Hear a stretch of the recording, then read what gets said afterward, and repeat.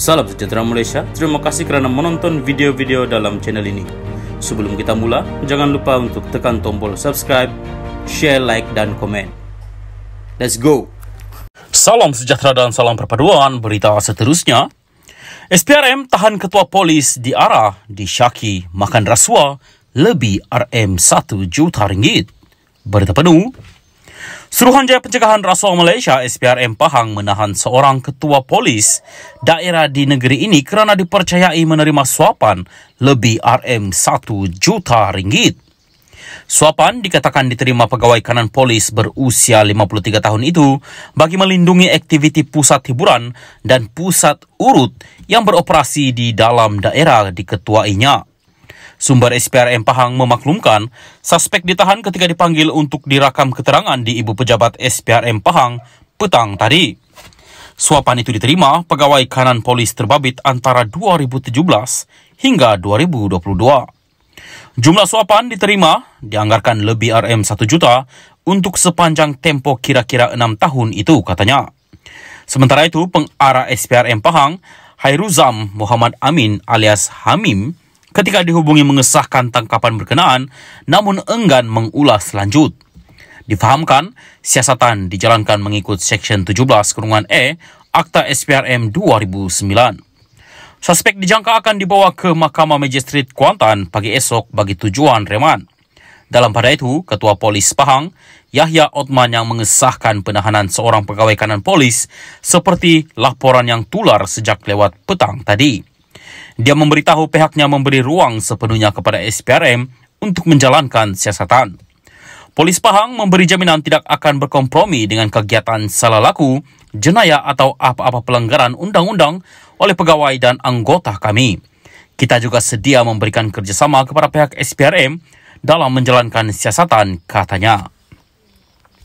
Salam sejahtera dan salam perpaduan kepada seluruh rakyat Malaysia. Berita seterusnya, tarik balik Tun Dr. Mahathir jika dia terus serang Raja-Raja Melayu.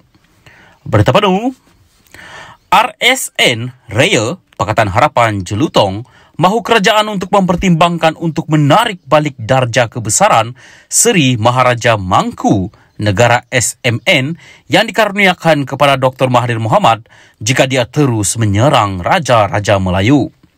Ketika membahaskan laporan Ketua Audit Negara LKAN 2021 di Dewan Rakyat hari ini, pemimpin DAP itu menggesa Dr. Mahathir supaya menghentikan tindakan berterusannya yang menyerang dan menghina institusi diraja. Saya minta seperti diucapkan Tambun Anwar Ibrahim di Istana Negara semalam kemarin, supaya polis diraja Malaysia tidak berkompromi dan mengambil tindakan terhadap Tun M. Dr. Mahathir kalau berterusan menyerang kerabat diraja. Saya juga minta kerajaan pertimbangkan supaya gelaran Tun beliau ditarik balik kalau beliau masih lagi meneruskan serangan-serangan ini, kata pemimpin DAP itu. Raya mendakwa menerusi proklamasi orang Melayu yang dicanang oleh Dr. Mahathir, berkemungkinan bekas Perdana Menteri itu akan bekerjasama dengan pengerusi Perikatan Nasional PN Muhyiddin Yassin PN Pago yang sebelum ini telah mengkhianatinya. Menurut Raya, kedua-dua mereka cuba menghancurkan negara dengan tidak membenarkan Anwar melaksanakan tugasnya. Pada 3 Jun lalu, Malaysia kini melaporkan bahawa kertas siasatan ke atas Mahathir berhubung isu dia didakwa menghina institusi raja sudah disiapkan. Peguam Rafiki Rashid Ali yang mewakili Mahathir berkata, bekas Perdana Menteri itu disoal mengenai video yang dikatakan menunjukkan pemimpin berusia 97 tahun itu bercakap di sebuah majlis. Dalam video itu, Mahathir didakwa membuat kenyataan bahawa orang Melayu tidak boleh bergantung kepada Raja-Raja Melayu untuk melindungi mereka. Mahathir juga mendakwa bahawa Raja-Raja Melayu telah menyerahkan negeri mereka semasa zaman penjajahan British untuk kekal berkuasa dan untuk gelaran raja. Mahathir disoal siasat oleh polis di bawah Seksyen 124B Kanun Keseksaan atas dakwaan aktiviti yang memudaratkan demokrasi berparlimen.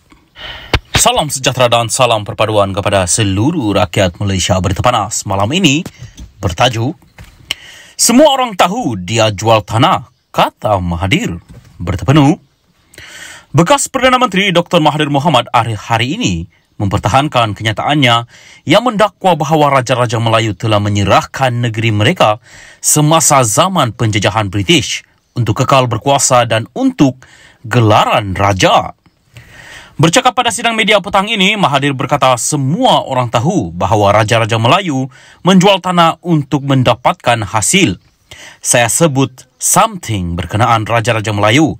Dulu macam mana mereka tidak ada duit, simpan cukai dan sebagainya. Dan saya kaitkan dengan apa berlaku di Johor. Ini kenyataan, semua orang tahu. Takkan tak boleh cakap. Semua tahu dia jual tanah. Dia jual tanah RM4 bilion. Saya jumpa orang Cina tu, dia bangga beli tanah RM4 bilion. Dan tanah tu kekal selama-lama sampai akhirat.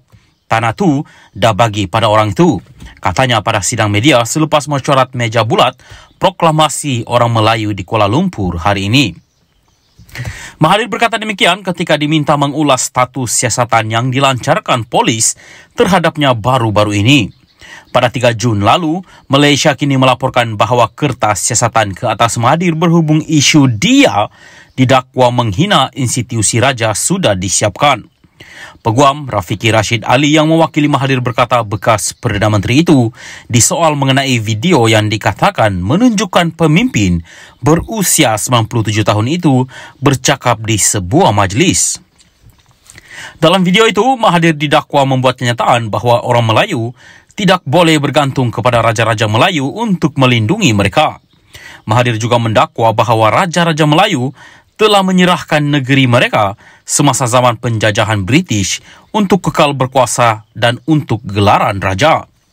Mahathir disoal siasat oleh polis di bawah Seksyen 124B Kanun Keseksaan atas dakwaan aktiviti yang memudaratkan demokrasi berparlimen.